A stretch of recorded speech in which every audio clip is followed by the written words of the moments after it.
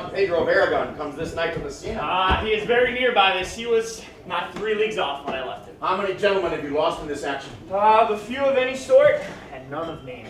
Victory is twice itself when the achiever brings home full numbers. I find here that Don Pedro hath bestowed much honor on a young Florentine called Claudio. Much deserved on his part, and equally remembered by Don Pedro. He hath borne himself against the promise of his age, doing in the figure of a lamb the feats of a lion.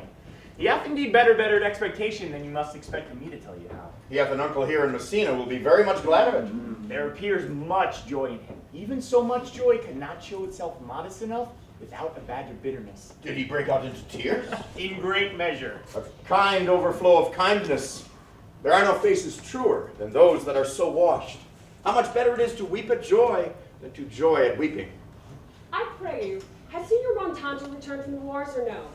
I know none of that name, lady. There is none such in the army of any sort. What is he that you ask for, niece? My cousin means Signor Benedict of Padua. He's returned, and as pleasant as ever he was. He set up his bills here in Messina and challenged Cupid at the flight. My uncle's fool, reading the challenge, subscribed as Cupid and challenged him to the bird bolt. I pray you, how many has he killed and eaten in these wars? But how many has he killed? For I promised I would eat all of his killing. Faith, niece, you tax Signor Benedict too much. But he'll be meek with you, I doubt it not. He hath done good service in these wars, lady.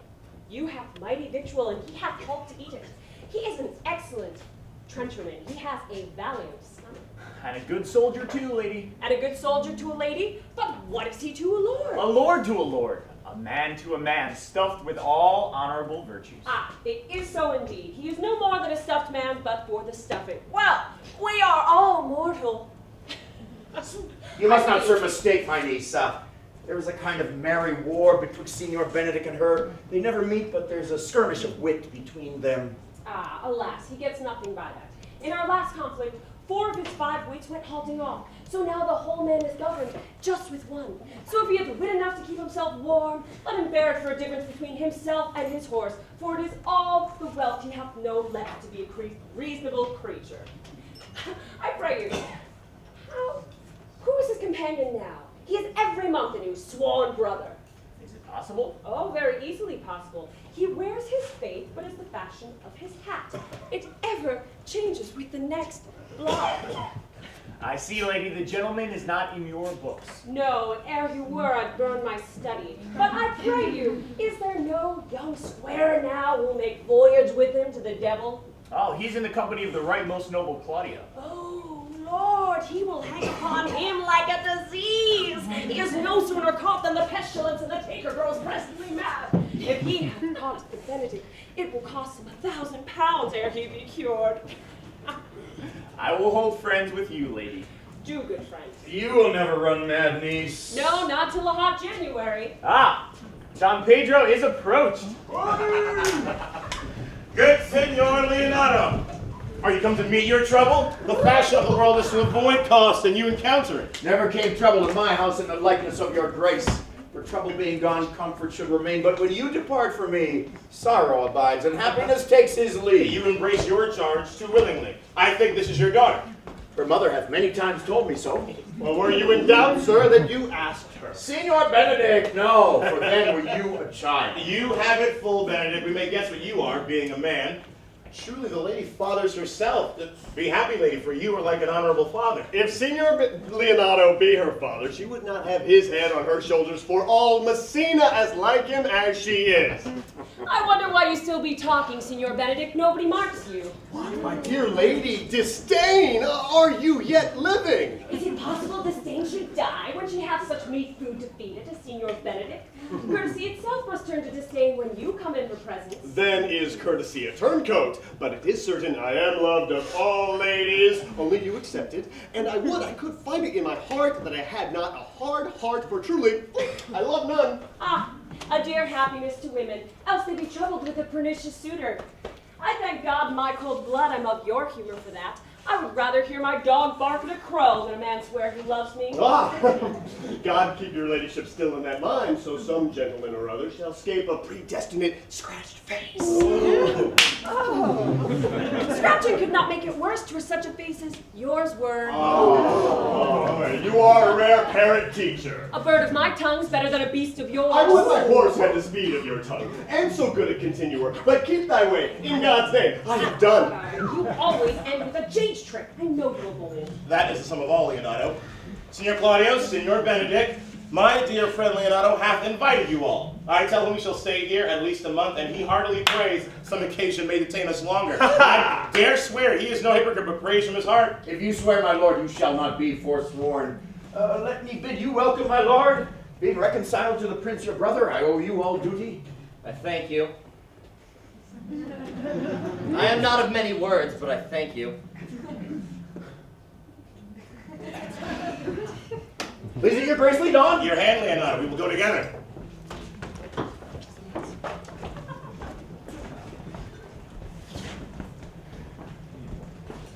Benedict? Didst thou note the daughter of Signor Leonato?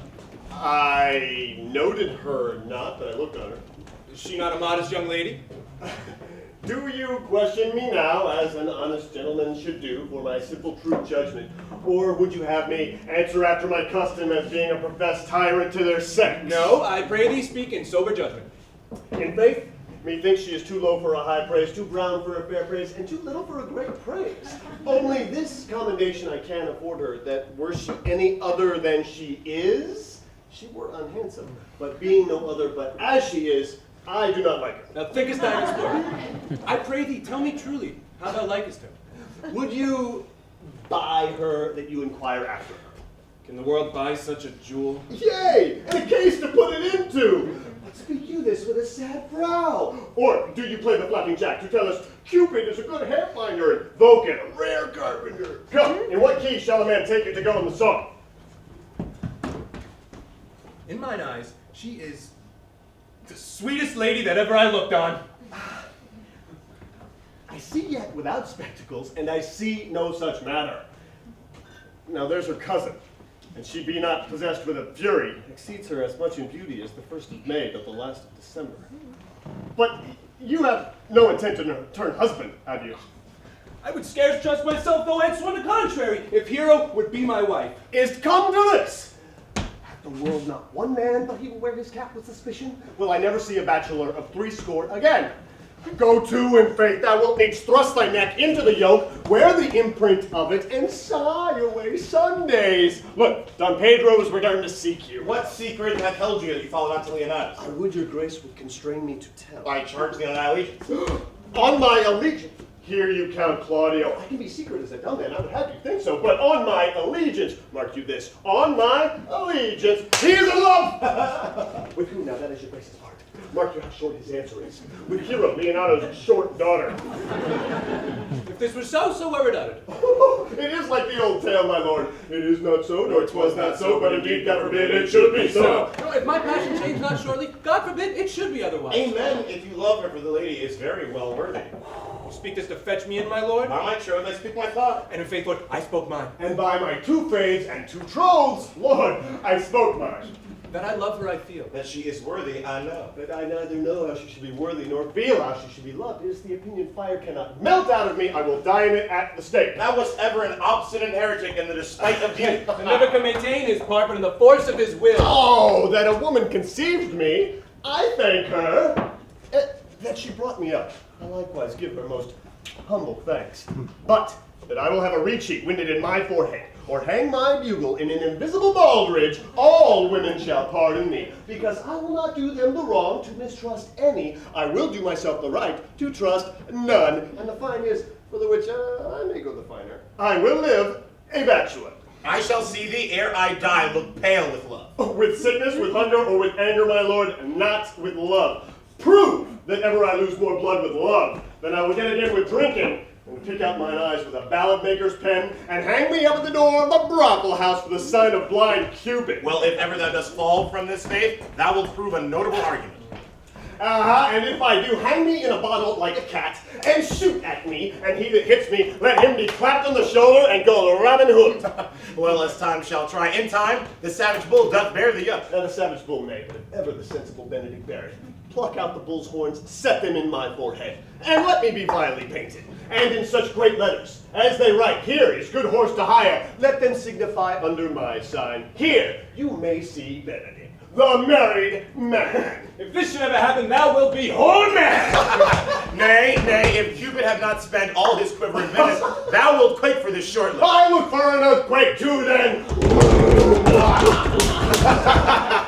Well, you will temporize with the hours. In the meantime, good Signor Benedict, repair to Leonardo's, commend me to him, and tell him I will not fail him at supper, for indeed he hath made great preparation. I have almost matter enough in me for such an embassage, and so I commit you To the tuition of God, from my house, if I had it. The 6th of July, your loving friend, Benedict. Nay, mock not. Mock not. The body of your discourse is sometimes guarded with such fragments, and the fragments are not but slightly based on neither. Ere you flout old ends any further, examine your conscience. So I leave you. My liege, your highness now may do me good. Oh, my love is thine to teach. Teach it but how, and thou shalt see how apt it is to learn any hard lesson that may do thee good. Hath Leonardo any son, my lord? No child but hero, she's his only heir. Dost thou affect her, Claudia? Oh, my lord. When you went onward in this ended action, I looked upon her with a soldier's eye, that liked, but had a rougher task in hand than to drive liking to the name of love. But now I am returned, and those warm thoughts have left their places vacant. In their rooms comes thronging soft and delicate desires, all prompting me how fair young hero is, saying, I liked her ere I went to wars. Thou wilt be like a lover presently, and tire the hearer with a book of words. If thou dost love, fair hero, cherish it, and I will break with her and her father, and thou shalt have her. Was it not to this end that thou beganst to twist so fine a story? Oh, how sweetly you do minister to love, that knows love's grief by his complexion. But lest my liking my too sudden seem, I would have sounded with a longer treatise. What need the bridge much broader than the flood? The fairest grant is the necessity. Look what will serve as fit, 'tis once thou lovest, and I will fit thee with the remedy. I know we shall have reveling tonight. I will assume thy part in some disguise, and tell Hero I am Claudia, and in her bosom I'll unclasp my heart and take her hearing prisoner with the force and strong encounter of my amorous tale. But then after to her father I will break, and the conclusion is, she shall be thine.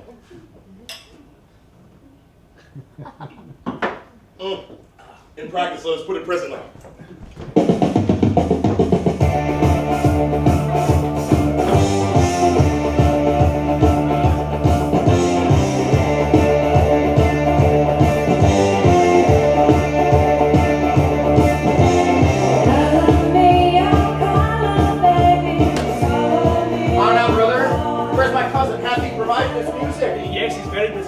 But, brother, I have strange news that you yet dread not of. Is it good? As the events stamp them, they have good cover. They show well outward. The Prince and Count Claudio were walking in a thick bleached alley in mine orchard. They were thus much overheard by a man of mine. You see, the Prince discovered to Claudio that he loves your daughter, and he meant to acknowledge it this night in a dance, and if he found her a courting, he was to take the present time by the top and break with you of it. Had the fellow any wit that told you this? Oh, you sharp fellow, I'll send for him and question yourself. No. We will hold it as a dream till it appear itself. I will acquaint my daughter with all, that she may be the better prepared for an answer, if peradventure this be true. Go you and tell her of it. Oh, I cry you mercy, friend. Go you with me, and I will use your skill.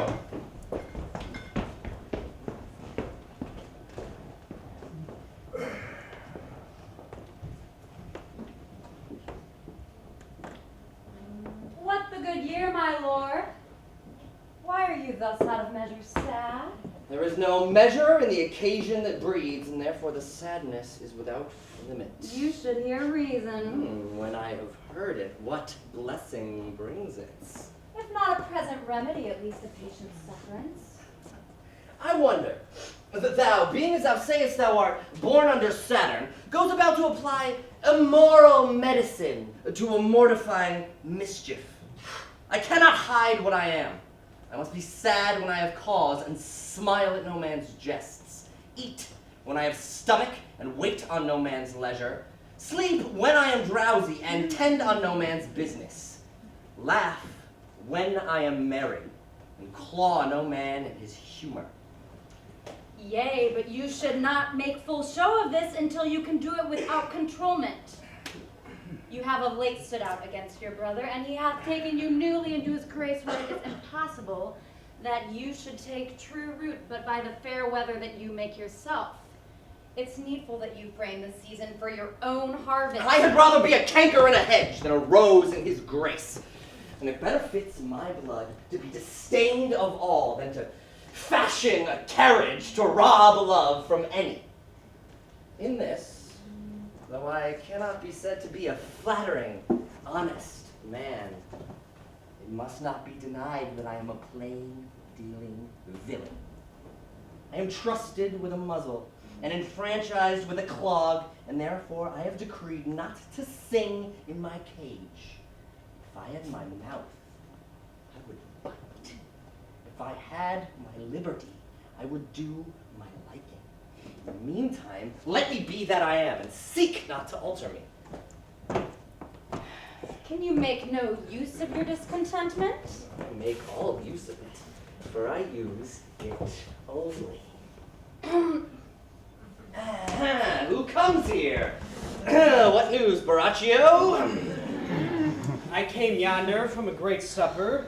The prince your brother is royally entertained by Leonato, and I can give you intelligence of an intended marriage. Will it serve for any model to build mischief on? What's he for a fool that betroths himself to unquietness? Mary, it is your brother's right hand. Oh, the most exquisite Claudio. Even he? A proper squire. And who, which way looks he? Marion Hero, the daughter and heir of Leonato. Very forward march chick. How camest thou to this? Being entertained for a perfumer as I was smoking a musty room, comes me the prince and Claudio hand in hand in sad conference.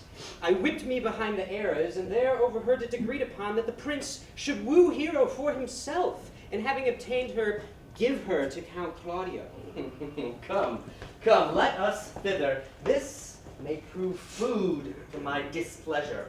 That young startup hath all the glory of my overthrow.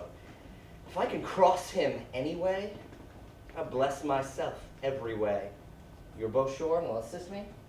The death, my lord. Let us to the great banquet. Their cheer is the greater that I am subdued. Would the cook were on my mind. Shall we go prove what's to be done? We'll wait upon your lordship.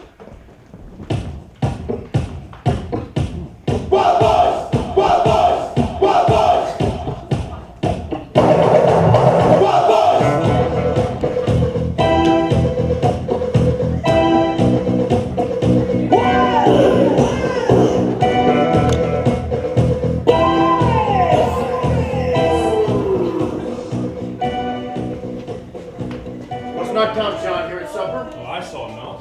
How tardily that gentleman looks. I can never see him but I'm heartburned an hour after. He is of a very melancholy disposition. It were an excellent man made just the midday between him and Signor Benedict.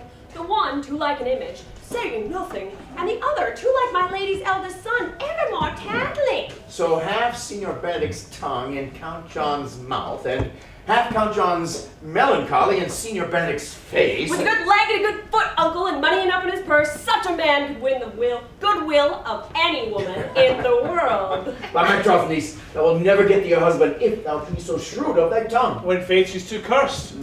Too cursed is more than cursed. I shall lessen God's sending this way, for it is said, God sends a cursed cow short horns, but to a cow too cursed he sends none. So by being too cursed, God will send you no horns? Just as he sent me no husband, for the which blessing I am on my knees every morning and evening. Lord, I could never deal with a husband with a beard on his face. I'd rather lie in the woolen. You may light on a husband that hath no beard. What would I do with him? Dress him in my apparel and make him my waiting gentlewoman? No. He that hath no beard is less than a man, and he that hath a beard is more than a youth, and he that is more than a youth is not for me, and he that is less than a man, I am not for him. Therefore, I'll take 6 pence in earnest to the bear herd and lead his apes into hell. Well, go you into hell? No, but to the gate, And there the devil will meet me like an old cuckold with horns on his head and say, "Get ye to heaven, Beatrice! Get ye to heaven! Here's no place for ye maids." So deliver I up my apes and away to St. Peter, for the heavens he shows me where the bachelors sit, and there we live merry, as the day is long. Well, Hero, I trust you'll be ruled by your father. Oh, yes, faith, it is my cousin's duty to make curtsy and say, "Father, as it pleases you." But for all that, cousin, make him a handsome fellow, or else make another curtsy and say, "Father, as it pleases me." Well, niece, I hope to see you one day fitted with a husband. Oh, not till God makes men of some other metal than earth. Would it not overgrieve a woman to be ruled by a piece of valiant dust? To make an account of her life to a clod of wayward mark? No, uncle, I'll have none. Adam's sons are truly my brethren, and I take it a sin to match in my kindred. Well, daughter, remember what I told you. If the prince do solicit you in that kind, you know your answer. Oh, yes. The problem will be in the music, Hero, if you be not rude in time. If the prince be too important, tell him there is measure in everything, and then dance out the answer. For hear me, Hero, wooing, wedding, and repenting is as a Scotch jig, a measure, and a syncopace. The first suit, hot and hasty, full of the fantastical, and then comes the wedding, mannerly, modest, as a measure, full of state and ancientry.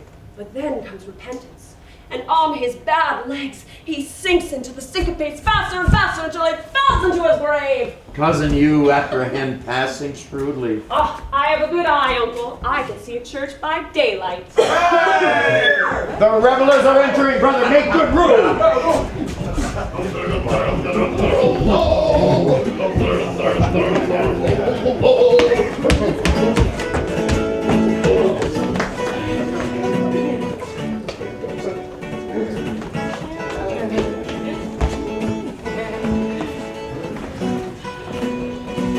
Lady, will you walk about with your friend?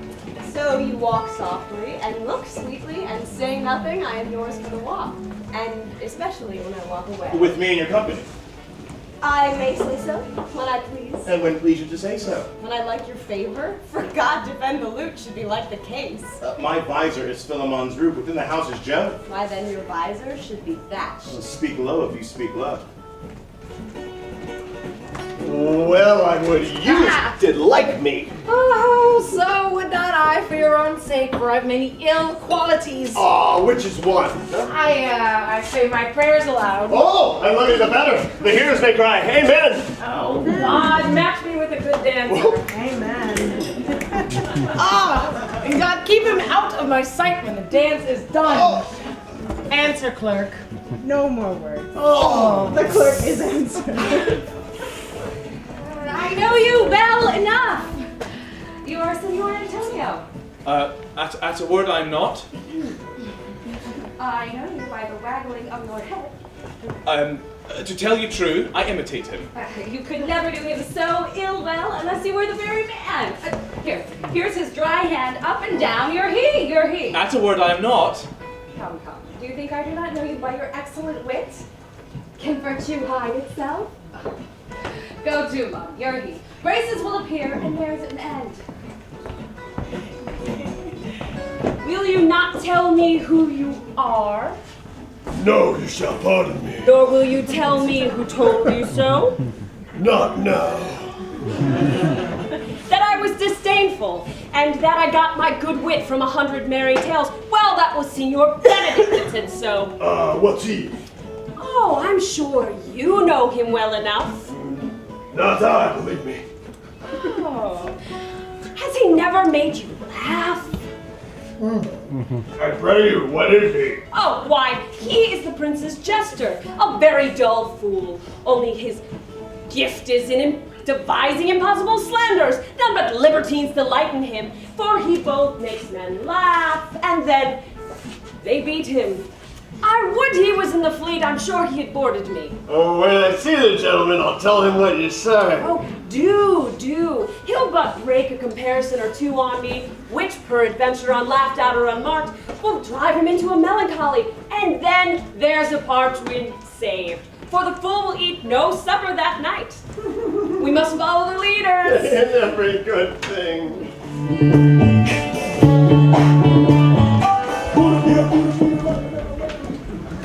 Sure, my brother is amorous on Hero, and hath withdrawn her father to break with him about it. And the ladies follow, and but one visor remains. And that is Claudio. I know him by his bearing. Are you not Signor Benedict? You know me well. I am he. Good, Signor. You are very near my brother in his love. He is enamored on Hero, and hath withdrawn her father to break with him about it. She is no equal from his birth. I pray you dissuade him from her. You may do the part of an honest man in this. How know you he loves her? I heard him swear his affection. So did I too, and he swore he would marry her tonight. Let us to the great banquet.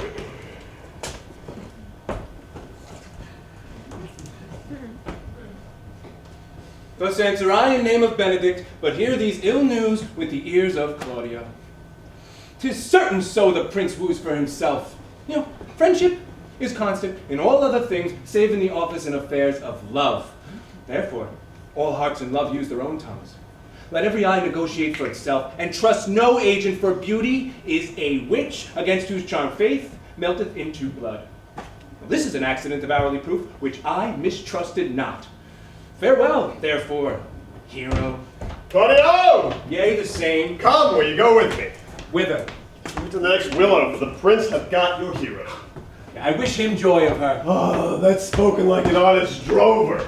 So they sell bullocks. But did you think the prince would have served you thus? I pray you leave me. Oh, now you strike like the blind man. 'Twas the boy who stole your meat. You'll beat the post. If it will not be, I will leave you. Oh, alas, poor, hurt fowl. Now will he creep into sedges. That my lady Beatrice should know me and not know me. The prince's fool? Ha! It may be I undergo that title because I am married. Yeah, but so I am apt to do myself wrong. I am not so reputed. It is the base, though bitter, disposition of Beatrice that puts the world into her disposition and so gives me out. Yea, well, I'll be revenged as I may. Now, senor, where's the count? Did you see him? Troth, my lord, I played the part of Lady Fame. I found him here as melancholy as a lodge in a warren. I told him, and I think I told him true, you had got the grace of this young lady. I offered him my company to a willow tree, to make him a garland as being forsaken, or bind him up a rod as being worthy to be whipped. To be whipped? What's his fault? The flat transgression of a schoolboy who, being overjoyed with having found a bird's nest, shows it his companion, and he steals it. Wilt thou make a trust a transgression? The transgression is in the stealing. And it had not been amiss the rod had been made, or the garland neither, for the garland he might have worn himself, and the rod he might have bestowed on you, who, as I take it, have stolen his bird's nest. I will but teach them to sing and restore them to the owner. If their saying answer your singing, by my faith, you say honestly. The lady Beatrice hath a quarrel with you. The gentleman that danced with her told her she is much wronged by you. Oh! She misused me! Past the endurance of a block. An oak, but with one green leaf on it, would have answered her. My very visor began to assume life and scold with her. She told me, not thinking I had been myself, that I was the prince's jester. That I was duller than a great thaw, huddling jest upon jest with such impossible conveyance on me that I stood like a man at a mark with a whole army shooting at me. She speaks Poniards, and every word stabs. Her breath were as terrible as her terminations. There were no living near her. She would infect to the North Star. Come, speak not of her. You will find her. The infernal Ate in good apparel. I would to God some scholar would conjure her, for certainly while she is here, a man may live as quietly in hell as in a sanctuary, and people sin upon purpose because they would go thither. So indeed, all disquiet, horror, and perturbation follows her. Look, here she comes. Would your grace command me any service to the world's end? I will go on any errand now to the antiquities you can devise to send me on. I will fetch you a toothpicker Now, from the furthest inch of Asia, bring you the length of King Solomon's foot, fetch you a hair of the great Cham's field, do you any embassage to the pygmies rather than hold 3 words conference with this harpy? Have you no employment for me? None, but to desire your good company. Here's a dish I love not. I cannot endure my lady tongue.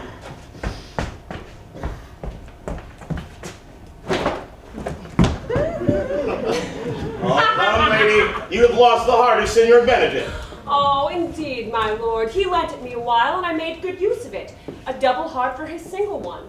Marry, he won it once before of me with false dice. Therefore, your grace may very well say I have lost it. You have put him down, lady, you have put him down. So he should not do to me, my lord, lest I prove the mother of fools. I have brought you Count Claudio, whom you sent me to seek. Why, how now, Count, wherefore are you sad? Not sad, my lord. How then, sick? Neither, my lord.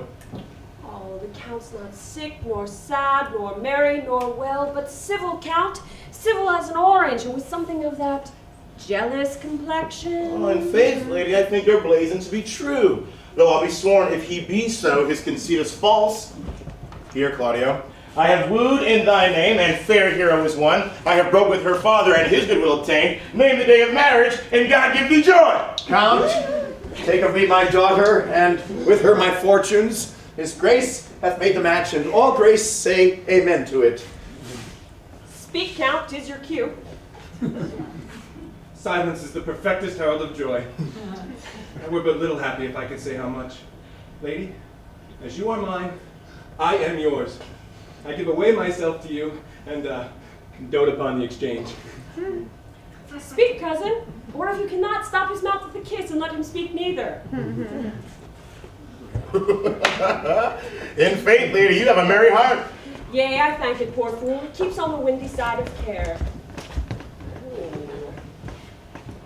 Oh, my cousin tells him in his ear that he is in her heart. And so she doth, cousin. Oh, good Lord for alliance. And there goes everyone into the world except I. And I am sunburned and will sit alone in the corner and cry, hi-ho for a husband. Oh, Lady Beatrice, I will get you one. Oh, I would rather one of your father's getting. Now, your grace, a brother like you, your father could get excellent husbands if a maid could come by them. Will you have me, lady? Oh, your grace, no, unless I may have another for working days. Your grace is too costly to wear everything. But I beseech you, I was born to speak all mirth and no matter. Your silence most offends me, and to be merry best becomes you, for out of question, you were born in a merry hour. No, my lord, my mother cried, but then a star danced, and under that I was born. God give you joy. Cousin, will you look to those things I told you of? I pray your mercy, by your grace's pardon. By my troth, a pleasant-spirited lady. There's little of the melancholy element in her, my lord. She's never sad but when she sleeps, and not ever sad then. For I've heard my daughter say that she hath often dreamt of unhappiness and waked herself with laughing. She cannot endure to hear tell of a husband. Oh, no, my lord. She mocks all her wooers out of suit. She were an excellent wife for Benedict. Oh, Lord, my lord. If they were but a week married, they would talk themselves mad. Count Claudio, when means to go to church? Tomorrow, my lord. Time goes on crutches to love have all his rights. Not till Monday, my dear son, which is hence a just seven-night, and a time too brief, too, to have all things answer my mind. Oh, come, you shake the head at so long a breathing, but I warrant thee, Claudio, the time shall not go dully by us. I will, in the interim, undertake one of Hercules' labors, which is to bring Signor Benedict and the Lady Beatrice into a mountain of affection, the one with the other. I would fain have it a match, and doubt not but to fashion it, if you three will but minister such assistance as I shall give you instruction. My lord, I am for you, though it cost me 10 nights' watchings. And I, my lord. And you, gentle hero. I will do any modest office, my lord, to help my cousin to a good husband. Benedict's not the unhopeless husband that I know. Thus far can I praise him, he is of a noble strain, of approved valor and confirmed honesty. I will teach you how to humor your cousin as she shall fall in love with Benedict, and I, with your two helps, will so practice on Benedict that in despite of his quick wit and his queasy stomach, he shall fall in love with Beatrice. If we can do this, Cupid is no longer an archer. His glory shall be ours, for we are the only love gods. Go in with me, and I will tell you my dream.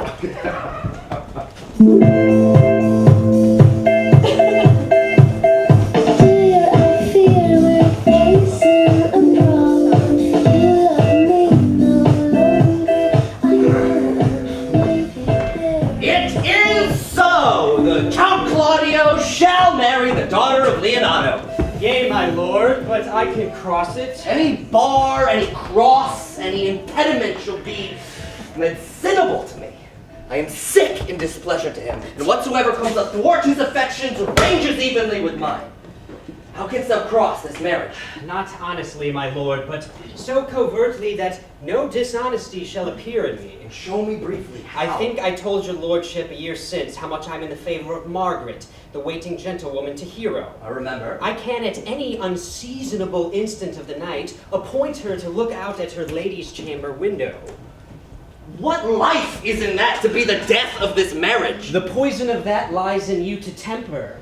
Go you to the prince your brother, spare not to tell him that he hath wronged his honor in marrying the renowned Claudio, whose estimation you do mightily hold up, to a contaminated stale. Such a one is Hero. And what proof shall I make of that? Proof enough to misuse the prince, to vex Claudio, to undo Hero, and kill Leonardo. Look you for any other issue? Only to despite them I will endeavor anything. Go then, find me a meet hour to draw Don Pedro and the Count Claudio alone.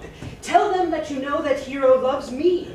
Intend a kind of zeal both to the prince and Claudio, as in love of your brother's honor, who hath made this match and his friend's reputation, who is thus like to be cozened with the semblance of a maid that you have discovered thus. They will scarcely believe this without trial. Offer them instances which shall bear no less likelihood than to see me at her chamber window. Hear me call Margaret Hero, hear Margaret term me Claudio, and bring them to see this the very night before the intended wedding.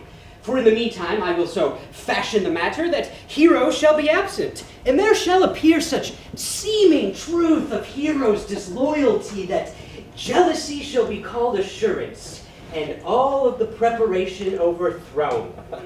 Grow this to what adverse issue it can, and I will put it in practice. Be cunning in the execution of this, and thy fee is 1,000 ducats. Be you constant in the accusation, and my cunning shall not shame me. I will presently go learn their day of marriage.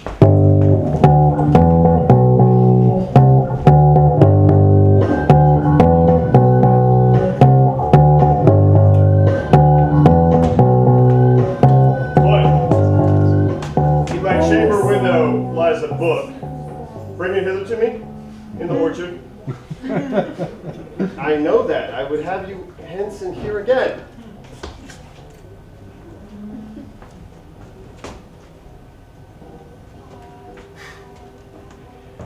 I do much wonder how one man, seeing how much another man is a fool when he dedicates his behaviors to love, will, having laughed at such shallow folly in others, become the argument of his own scorn by falling in love. And such a man is Claudio. I have known when there was no music with him but the drum and the fife. Now he would rather hear the tabor and the pipe. I have known when he would have walked 10 miles afoot to see a good armor. And now will he lie 10 nights awake, carving the fashion of a new doublet. He was wont to speak plain, and to the purpose, like an honest man and a soldier. And now is he turned to orthography. His words a very fantastical banquet, just so many strange dishes.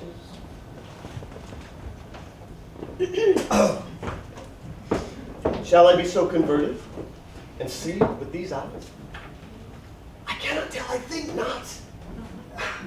I'll not be sworn, but love may transform me into an oyster. I'll take my oath on it. Till he have made an oyster of me, he shall never make me such a fool. One woman is fair, yet I am well. Another is wise, yet I am well. Another, virtuous. Yet I am well until all graces be in one woman shall not come in my grace. Rich she shall be, that's certain. Wise, or I'll none. Virtuous, or I'll never cheapen her. Fair, or I'll never look on her. Of good discourse, an excellent musician, and her hair shall be what color it please God. Ah, the Monsieur Love. Prince, I will hide me in the arbor. Well, come, shall we hear this music? Yea, my good lord. How still the evening is! It is hushed on purpose to grace harmony. See, Rebendick hit himself. Oh, very well, my lord. The music ended, we'll give the kid fast to the pennyworth. Come, Balthazar, we'll hear that song again.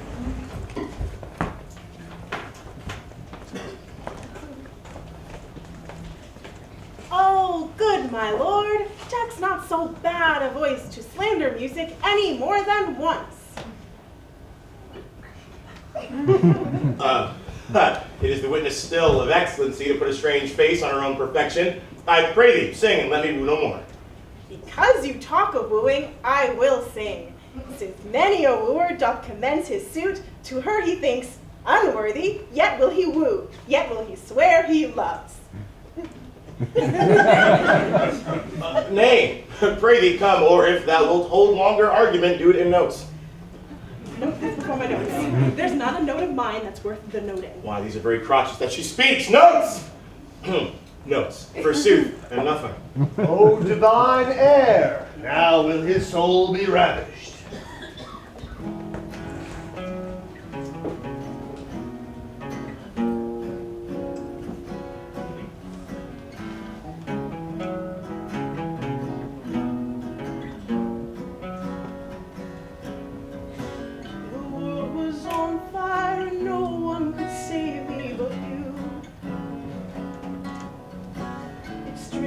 Desire will make foolish people do.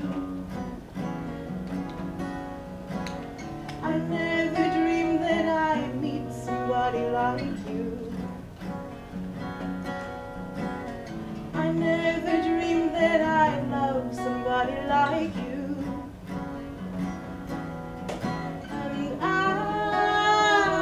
don't want to fall in love.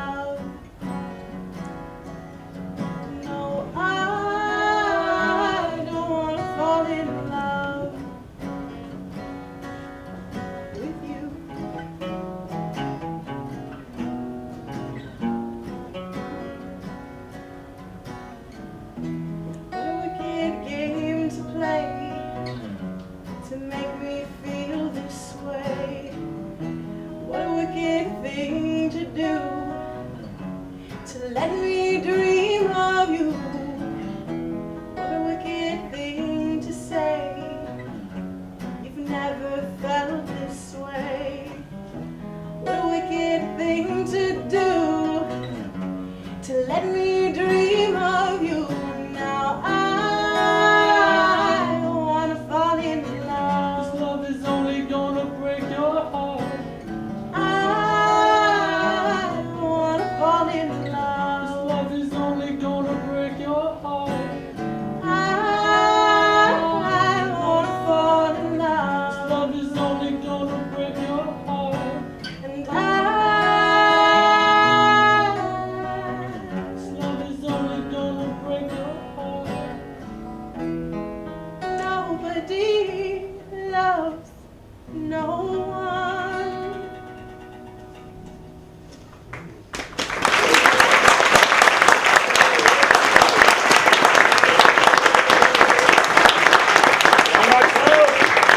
By my troth, a good song.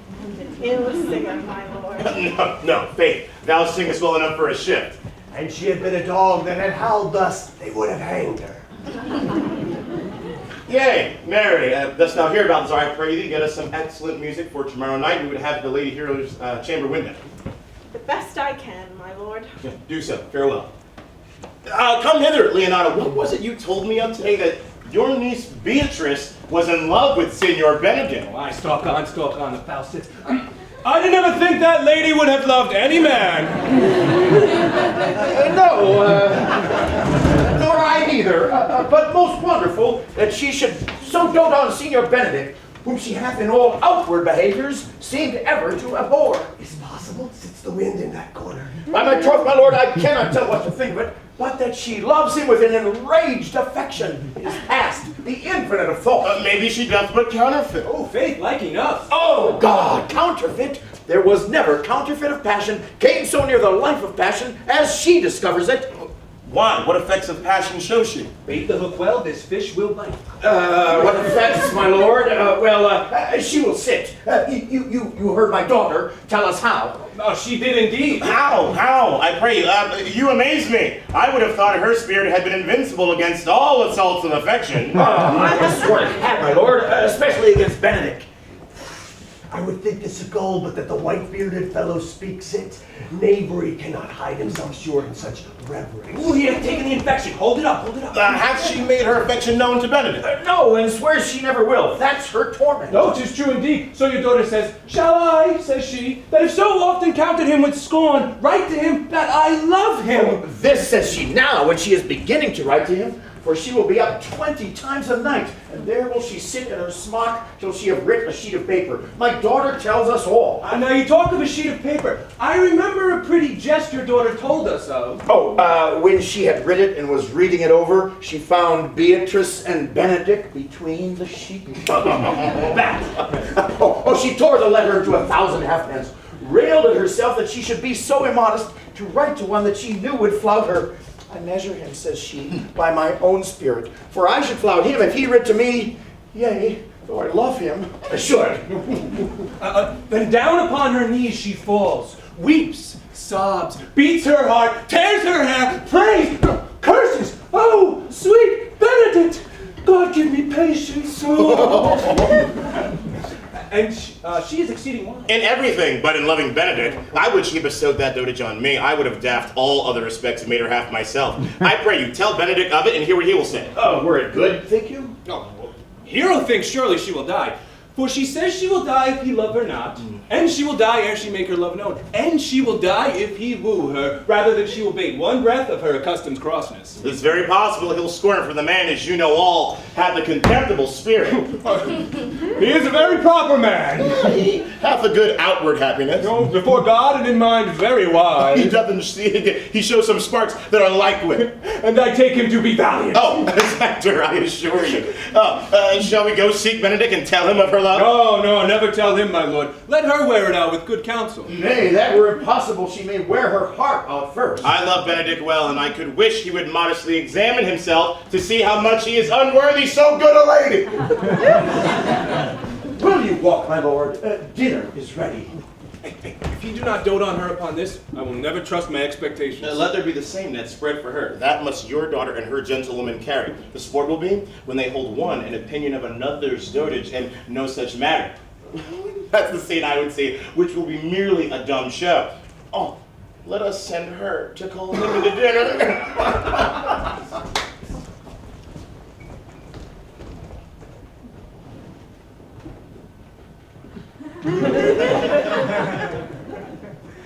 This can be no trick. The conference was sadly born. They have the proof of this from Hero. They seem to pity the lady. It seems her affections have their full bent. Oh, love me. Well, it must be requited.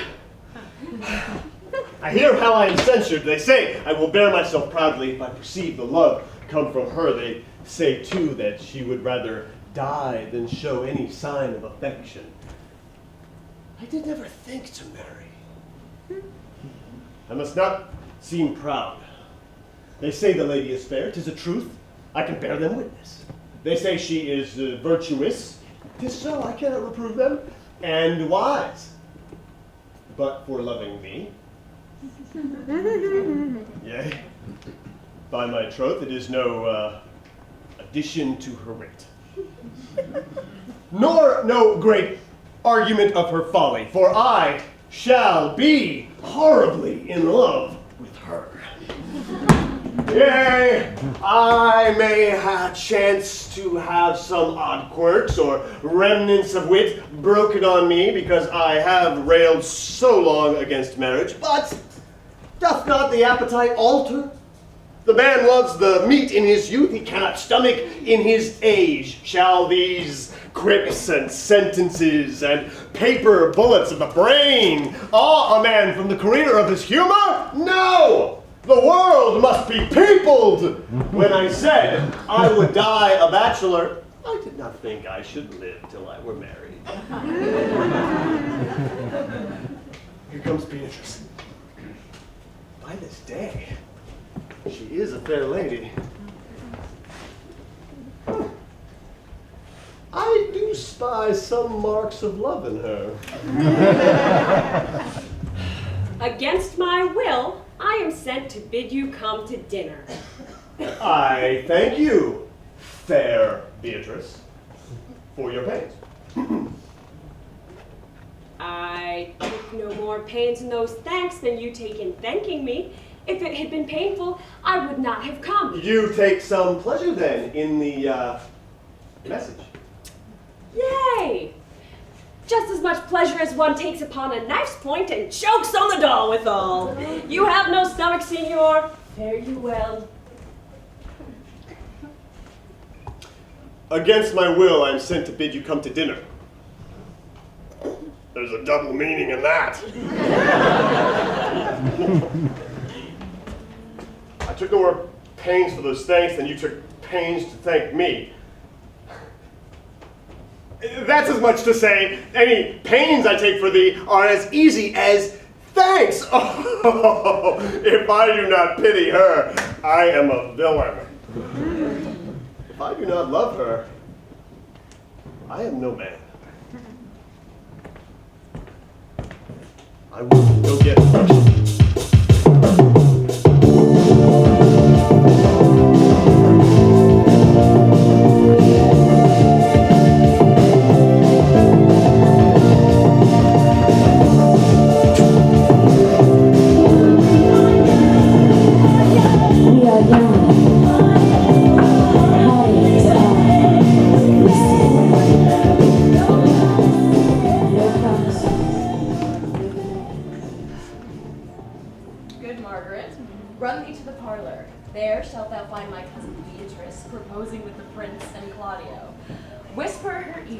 And tell her my and Ursula's whole discourse is all of her.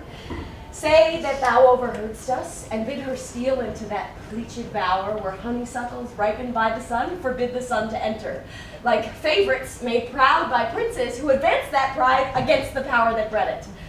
There will she hide her to listen to our purpose. This is thy office. Fare thee well in it, and leave us alone. I'll make her come, I warrant you, presently. Now, Ursula, when Beatrice doth come, our talk must only be of Benedick. When I do name him, let it be thy part to praise him more than ever man did merit. My talk to thee must be how Benedick is sick in love with Beatrice. Of this matter is little Cupid's crafty arrow made that only wounds by hearsay. Now begin, for look where Beatrice like a lapwing runs close to the ground to hear our conference. The pleasantest angling is to see the fish, cut her golden oars the silver stream, and greedily devour the treacherous bait.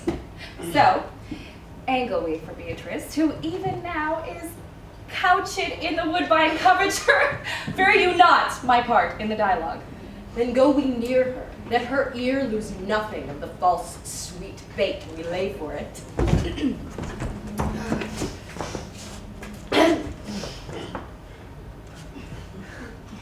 No, truly, Ursula, she is too disdainful. I know her spirits are as coy and wild as haggards of the rock. But are you sure that Benedick loves Beatrice so entirely? So says the prince, and my betrothed lord. And did they bid you tell her of it, madam? They did entreat me to acquaint her of it. But I persuaded them, if they loved Benedick, to wish him wrestle with affection, and never to let Beatrice know of it. Why did you so? Doth not the gentleman deserve so full and fortunate a bed as ever Beatrice shall couch upon? Oh, God of love, I know he doth deserve as much as may be yielded to a man. But nature never framed a woman's heart of prouder stuff than that of Beatrice. Disdain and scorn ride sparkling in her eyes, misprizing what they look on. And her wit values itself so highly that to her all matter else seems weak. She cannot love, nor take no shape nor project of affection. She is so self-endeared. Sure, I think so, and therefore certainly it were not good she knew his love, lest she'll make sport at it. Why, you speak truth. I never yet saw a man how wise, how noble, young, how rarely featured. But she would spell him backwards. If fair-faced, she would swear the gentleman should be her sister. If tall, a lance, ill-headed. If low, an agate, very vilely cut. If speaking, why, a vein blown with all winds. If silent, why, a block moved with none. Thus turns she every man the wrong way out, and never gives to truth and virtue that which simpleness and merit purchaseth. Sure, such carping is not commendable. No, not to be so odd and from all fashions as Beatrice is cannot be commendable. But who dare tell her so? If I should speak, she would mock me into air. Oh, she would laugh me out of myself, press me to death with wit. Therefore, let Benedick, like covered fire, consume away in sighs, waste inwardly. It were a better death than die with mocks, which is as bad as die with tickling. Yet, tell her of it.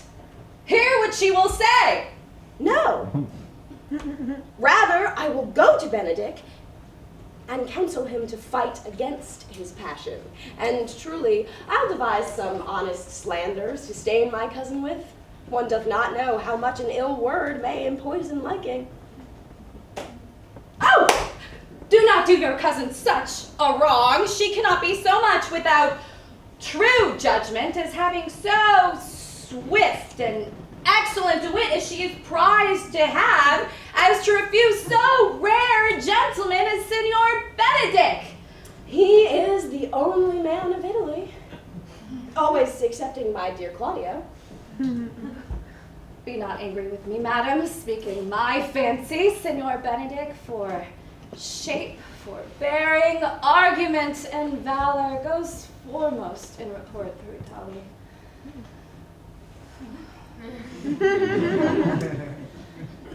Indeed. He hath an excellent good name. His excellence did earn it ere he had it.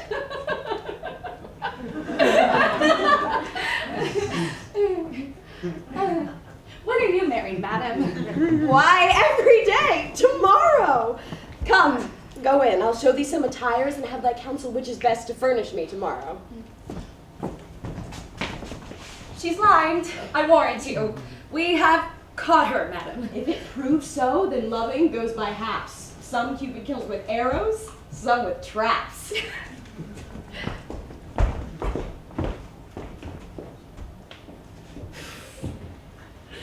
What fire is in mine ears? Can this be true? Ah, stand I condemned for pride and scorn? So much? Oh, no.